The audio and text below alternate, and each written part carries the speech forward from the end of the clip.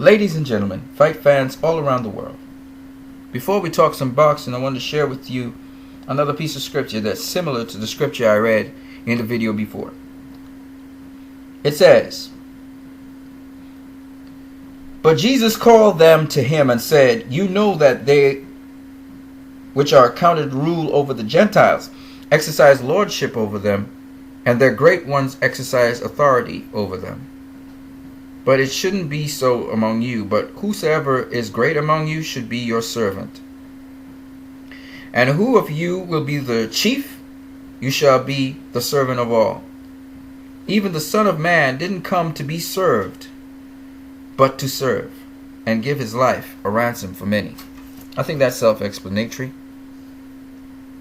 It's all about service. It's not about recognition for the service even. It's just about service. So I hope that you guys keep that in your heart. Floyd Mayweather Jr. comes from a certain style or breed of fighter. And I want to highlight a couple of them from which he comes from. And no, it ain't Sugar Ray Leonard really, or Sugar Ray Robinson, as much as you guys would think so. He comes from this breed of fighters. Think Mike McCallum.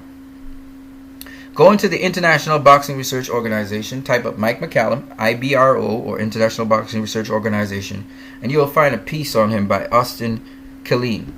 It's really good.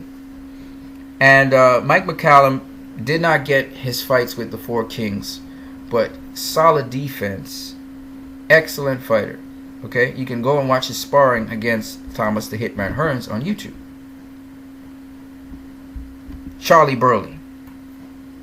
Charlie Burley, like all of these great fighters I'm about to talk about, Floyd Mayweather's style is very much closely associated with his style. The hit and not get hit. You can go ahead and find out by watching Charlie Burley versus Oakland Smith on YouTube. You'll swear it's Floyd Mayweather fighting. But Burley had a slightly different style to Floyd. Nonetheless, Floyd comes from that school. George Benton. George Benton had an immaculate style, again, hit and not get hit, but was really known for his inside fighting. Even better inside fighter than James Toney was, in my opinion. Which leads me to the next fighter, James Toney. James Toney was an excellent fighter and really excellent in his pivot work and so on the inside. Very clean fighter. Very rarely held his opponent. Two more fighters I want to talk about. The International Boxing Hall of Fame talks about them and ranks them in the lightweight division. Ranked number 7 in the lightweight division is Pernell Whitaker. Now, Floyd Mayweather's style is not anywhere closely resembling Pernell Whitaker's style, but he still comes from the school of thought and mindset that Pernell Whitaker has. And that's why I said Pernell Whitaker is a high influence on Floyd Mayweather Jr. The other fighter is Aaron Pryor. Aaron Pryor, Ohio boxer. Nothing like Pernell Whitaker, nothing like the other fighters I just spoke of before, but in terms of his aggression and how he slipped the jab to get on the inside using either hand, a fighter who Floyd Mayweather emulated especially early in his amateur career and later in his amateur career and early in his pro career. If you watch a Floyd fight, it's really Aaron Pryor that he's actually copying his style of. Aaron Pryor was a very short guy, but he was able to overcome his height and advantages by being able to slip the jab, elude the jab, and get to the inside of fighters. He could fight with either stance, southpaw or orthodox, and that also gave him an advantage when he was fighting. Now, all of these fighters that I said, they are much more closely resembling, except for Aaron Pryor. They closely resemble Floyd's defensive style and his defensively responsible style, and especially Charlie Burley. And I just wanted to mention them because I also think that if these fighters were matched up against Floyd Mayweather Jr., they'd give him a lot of problems. Not so much Aaron Pryor, but Pernell Whitaker, Mike McCallum, Charlie Burley, George Benton. Especially George Benton on the inside. Not so much on the outside. Floyd, I think, takes control of the outside, but on the inside, no. And why I say this is because all of these fighters are hard to hit. And if you're hard to hit, then I can't score points on you. Or I can't knock you out. All these fighters knew how to deal with a person with a good jab. All of these fighters that I speak about had solid defense. And they always mount their defense in their offense. And all of these fighters I mentioned, all of them except for Pernell Whitaker, never got knocked out in their careers. And they had long careers. Pernell Whitaker actually, I think he got a broken clavicle. That's what happened in the fight. So he had to stop. Aaron Pryor did get stopped once in his career. He had an energy. I mean, his style called for him to use a lot of energy. Okay, expend a lot of energy, and he did use a lot of drugs and stuff. But again, Aaron Pryor is not exactly the fighter like George Benton or Charlie Burley or Mike McCallum.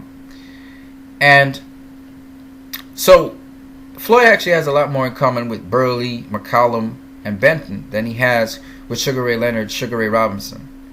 Leonard and Robinson were more square.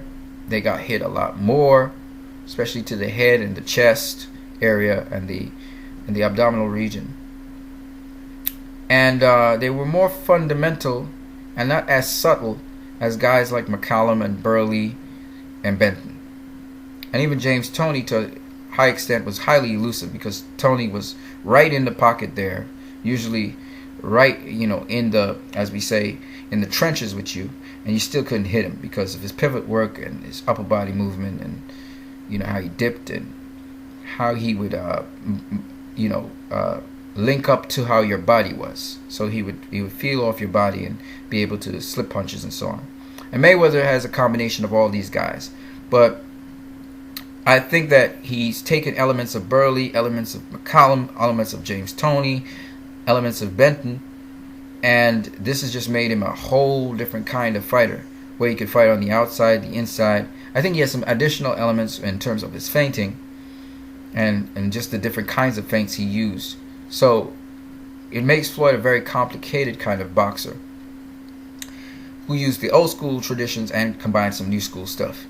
And that's why I said to you that if you were to talk about fighters that give Floyd Mayweather trouble, they got to be guys that are not hit easily, like Benton, like Burley, like McCallum.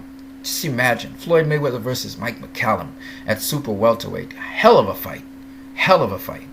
Charlie Burley at welterweight or super welterweight. Hell of a fight. Georgie Benton probably never would have fought him because I don't think Benton ever went as low as super welterweight or welterweight. But imagine if Floyd was a middleweight. That would be a hell of a fight. Mike McCallum was avoided by all of the four kings. Just imagine if he had faced all four of them. That would have been amazing.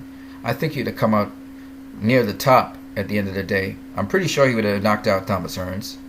I think he gives Hagler a good run and probably beats Hagler. Because Hagler also, he was supposed to face Marvin Hagler, and Hagler, the opportunity never crystallized.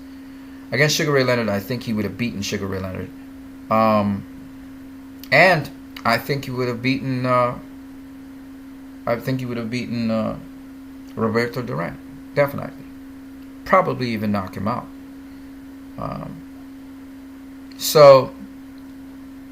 Mike McCallum, he just never got the opportunity. Charlie Burley just never got the opportunity.